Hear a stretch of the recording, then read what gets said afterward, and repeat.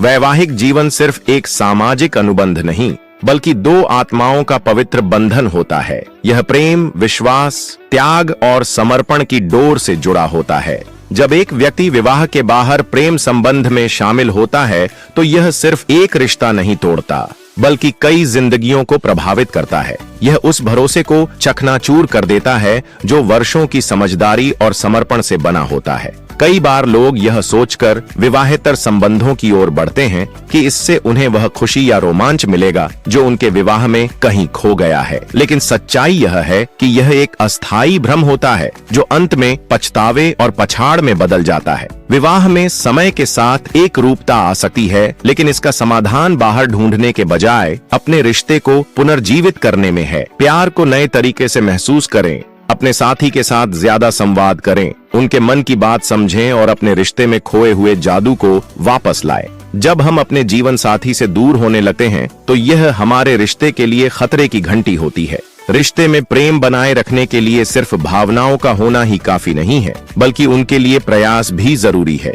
कभी कभी रिश्ते में समस्याएं आती हैं, लेकिन इसका मतलब यह नहीं कि हम उन्हें नजरअंदाज करें या बाहर किसी और में सहारा ढूंढें, बल्कि जरूरत इस बात की है कि हम अपने साथी के साथ बैठकर उन समस्याओं को सुलझाने की कोशिश करें।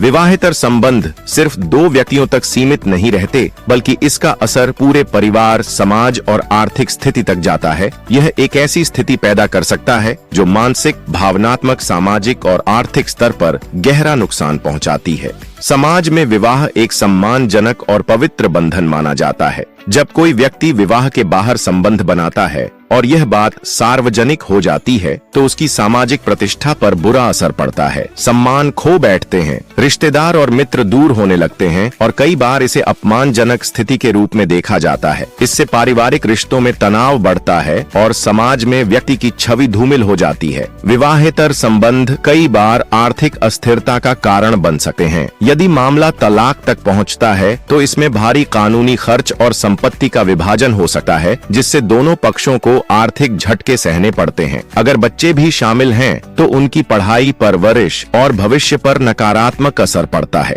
इसके अलावा विवाहेतर संबंधों में अतिरिक्त खर्च जुड़ जाता है। महंगे गिफ्ट, होटल ट्रिप्स और अन्य खर्चे जो व्यक्ति की आर्थिक स्थिति को कमजोर कर सकते हैं।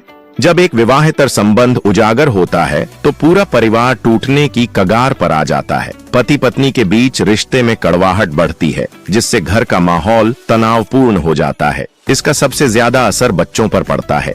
वे भावनात्मक रूप से आहत होते हैं और असुरक्षा महसूस करने लगते हैं। माता पिता के झगड़ों का असर उनकी मानसिक स्थिति और पढ़ाई पर पड़ सकता है, जिससे उनका भविष्य प्रभावित हो सकता है। ऐसे संबंधों से जुड़ा व्यक्ति अक्सर मानसिक तनाव और अपराध बोध से गुजरता है। रिश्ते में झूठ, छिपाव और डर बना रहता है, जिससे मन अशांत हो जाता है। यदि यह संबंध सामने आ जाता है, तो व्यक्ति को शर्मिंदगी और सामाजिक बहिष्कार का सामना करना पड़ सकता है। साथ ही विवाह टूटने के बाद अकेलापन, अवसाद और आत्मग्लानि जैसी समस्याएं पैदा हो सकती हैं। विवाहेतर संबंधों का प्रभाव केवल व्यक्तिगत स्तर तक सीमित नहीं रहता, बल्कि इसका असर परिवार, समाज और आर्थिक स्थिति तक जाता है। एक गलत निर्णय पूरी जिंदगी को बदल सकता है। इसलिए क्षणिक आकर्षण या भावनात्मक असंतोष के बजाय अपने रिश्ते को मजबूत बनाने और जीवन साथी के साथ संवाद स्थापित करने का प्रयास करें। सच्ची खुशी और स्थायित्व सिर्फ सच्चे प्रेम और विश्वास में ही मिल सकता है। इसके अलावा विवाहेतर संबंध न केवल हमारे व्यक्तिगत जीवन को प्रभावित करते हैं, बल्कि हमारे बच्चों और परिवार पर भी गहरा असर डालते हैं। बच्चों के लिए माता पिता का रिश्ता एक उदाहरण होता है। यदि वे देखते हैं कि उनके माता पिता के बीच विश्वास और सम्मान नहीं है, तो इसका उनके मन पर नकारात्मक प्रभाव पड़ता है और वे स्वयं भी रिश्तों में असुरक्षा महसूस करने लगते हैं। इसलिए जरूरी है कि हम क्षणिक आकर्षण के बजाय अपने रिश्ते को गहराई से समझें और उसे मजबूत बनाने का प्रयास करें। अपने जीवन साथी को वह प्रेम, सम्मान और समय दें जिसकी उन्हें जरूरत है। एक खुशहाल और मजबूत विवाह सिर्फ एक दूसरे को पाने से नहीं, बल्कि एक दूसरे को संजोने और हर परिस्थिति में साथ निभाने से बनता है। जब आप अपने रिश्ते को पूरी ईमानदारी से निभाएंगे तो आपको एहसास होगा कि सच्ची खुशी और संतोष वही है जहां विश्वास और समर्पण का आधार मजबूत हो। इस विषय के आधार पर आज आपको कहानी सुनाता। इससे पहले प्लीज चैनल को सब्सक्राइब करें, वीडियो को लाइक करें और आपका नाम और स्टेट कमेंट बॉक्स में जरूर लिखें।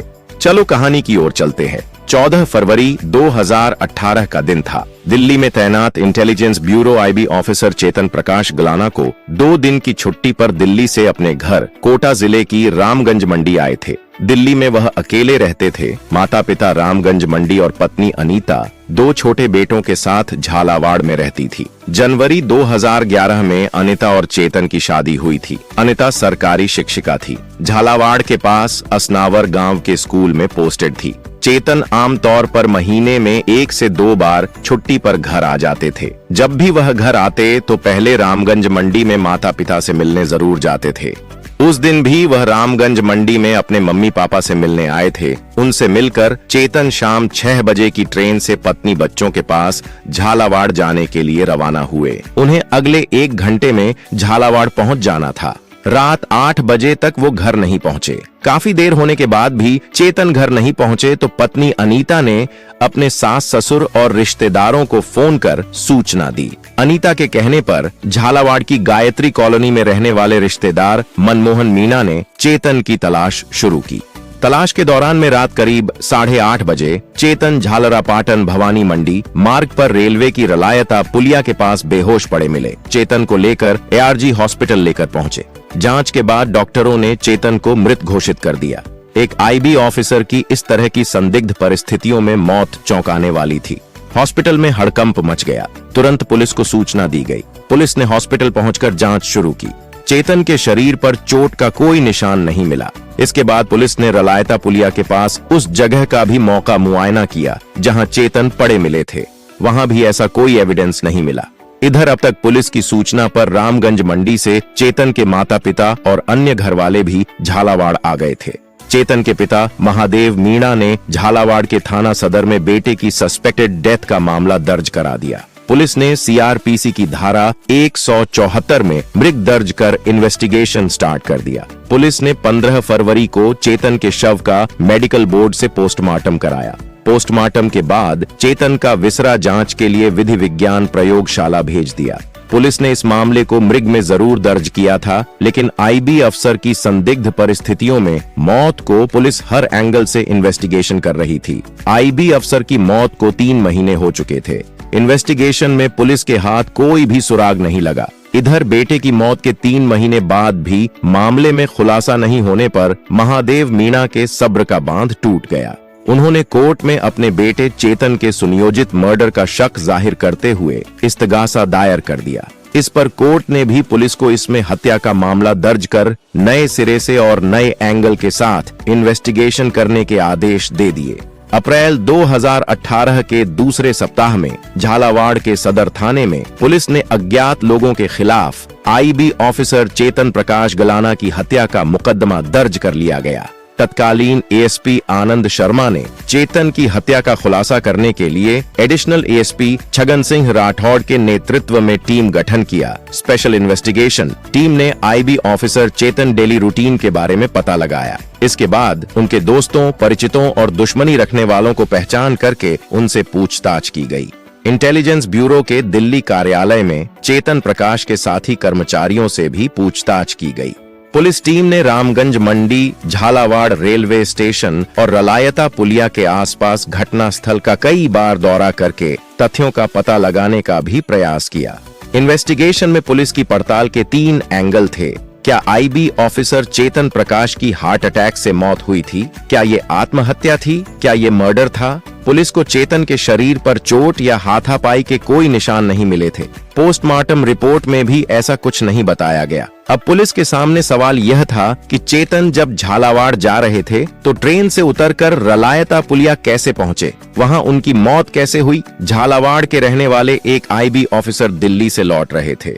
पत्नी को बताया 1 घंटे में घर पहुंच जाऊंगा, नहीं पहुंचे। तलाश की तो झालरा पाटन भवानी मंडी रोड पर उनकी लाश मिली। हर कोई हैरान था, पुलिस भी हैरान थे।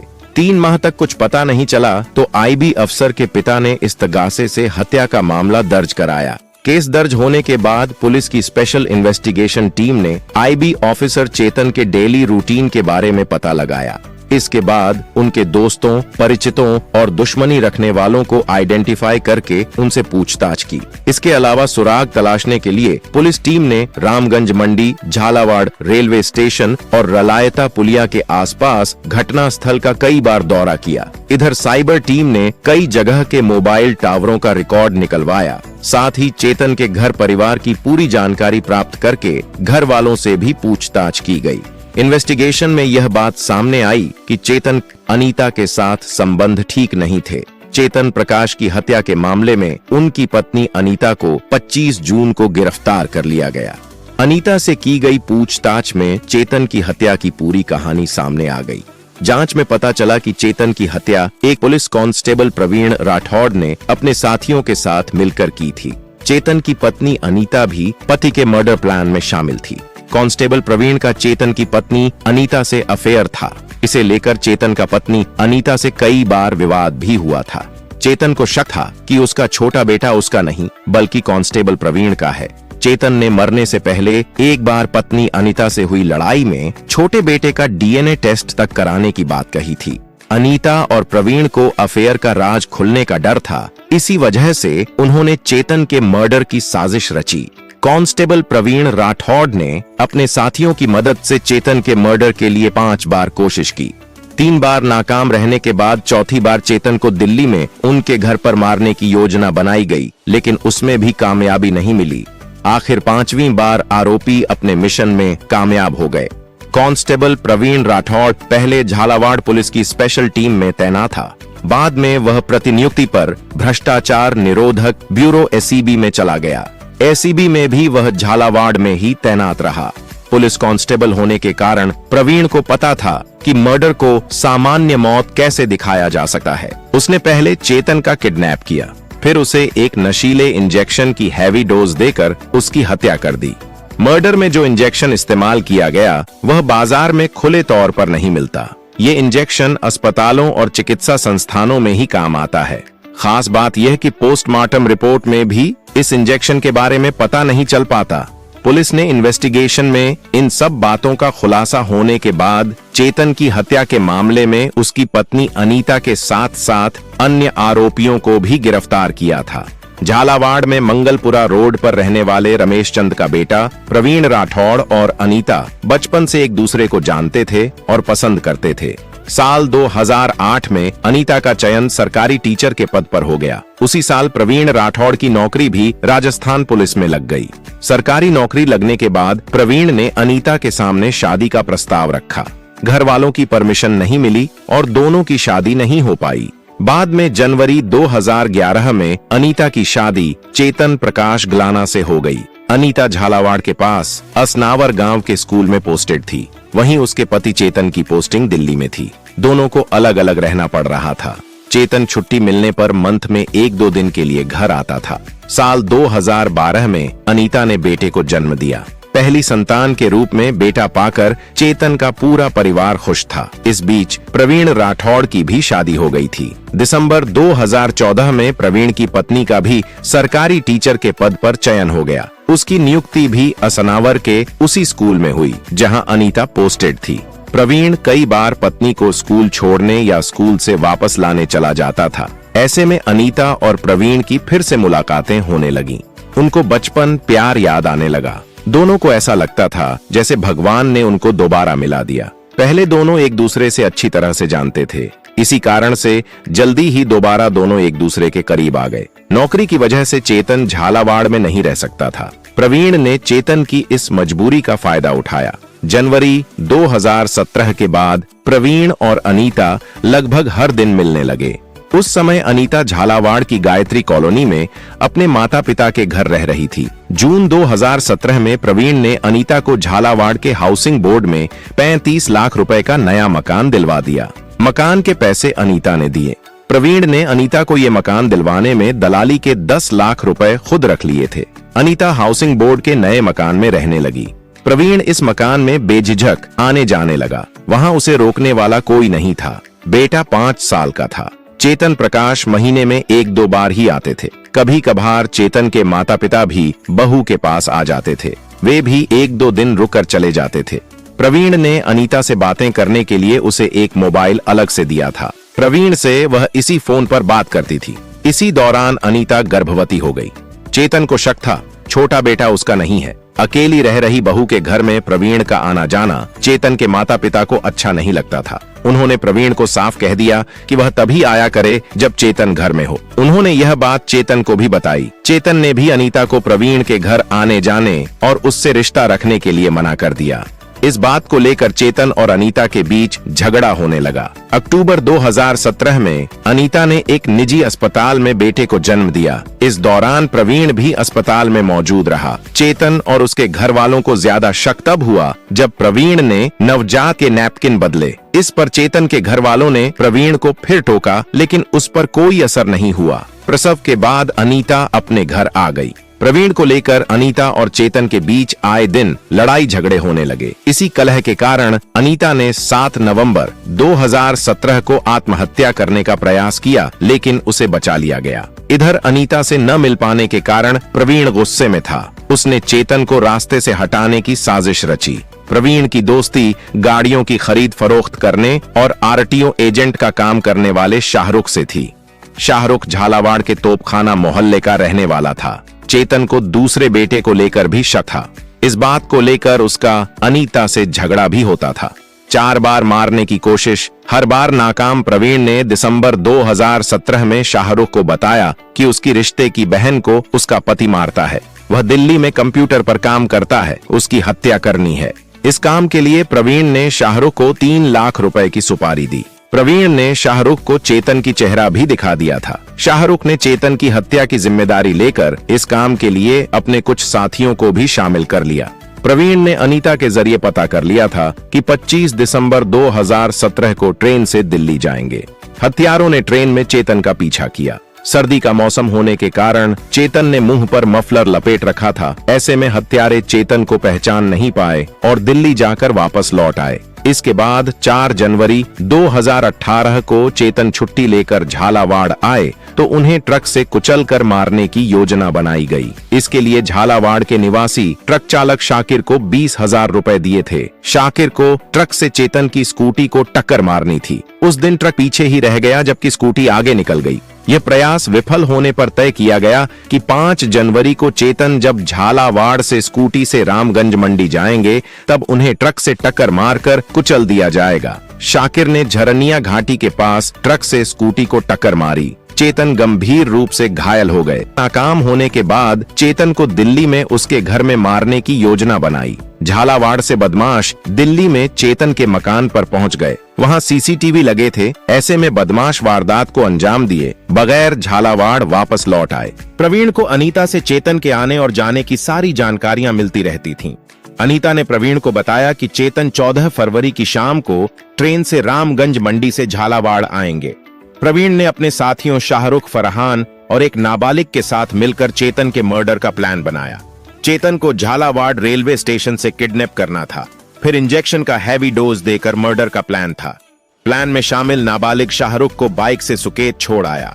सुकेत से शाहरुख रामगंज मंडी पहुंचा और ट्रेन से ही चेतन का पीछा करने लगा। ट्रेन के पहुंचने से कुछ समय पहले ही उसने मोबाइल पर प्रवीण को झालावाड़ पहुंचने के बारे में बता दिया था। इस पर प्रवीण अपनी कार में फरहान और नाबालिग को साथ लेकर रेलवे स्टेशन पहुंच गया। स्टेशन पर उन्हें शाहरुख मिल गया। चेतन स्टेशन से पैदल घर जा रहे थे। हाउसिंग बोर्ड के सुनसान रास्ते में चेतन को रोककर प्रवीण ने अपने तीनों साथियों की मदद से जबरन कार की पीछे वाली सीट पर बैठा लिया। आरोपी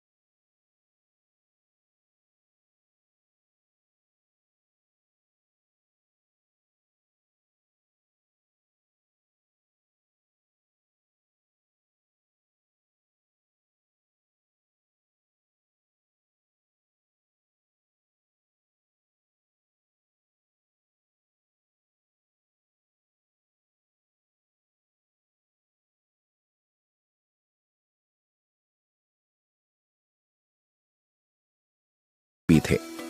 हत्या के मामले में आरोपी होने पर एसीबी ने प्रवीण की डेप्यूटेशन समाप्त कर दी। इसके बाद एसपी ने 1 जुलाई को प्रवीण को भी सस्पेंड कर दिया। इधर पुलिस ने अब तक सभी गिरफ्तार आरोपियों को जेल भेज दिया था। चेतन प्रकाश का 8 महीने का छोटा बेटा रिवान भी मां के साथ जेल में था। 18 अगस्त 2018 को पुलिस को मुखबिर से सूचना मिली थी कि प्रवीण मध्य प्रदेश से आ रहा है। इस पर पुलिस स्पेशल टीम गठित कर नाकाबंदी की गई। इस दौरान टीम के सदस्य तत्कालीन साइबर विशेषज्ञ एएसआई अजीत मोगा को भानपुरा की ओर से आने की सूचना मिली। इस पर टीम ने भीलवाड़ा तिराहे पर प्रवीण को गिरफ्तार कर लिया। पूछताछ में प्रवीण ने अपना अपराध कबूल कर लिया। इसके बाद उसे भी रिमांड के बाद जेल भेज दिया गया। फिलहाल मामले में बहस चल रही है। जल्द ही कोर्ट फैसला सुना सकता है। इंसानी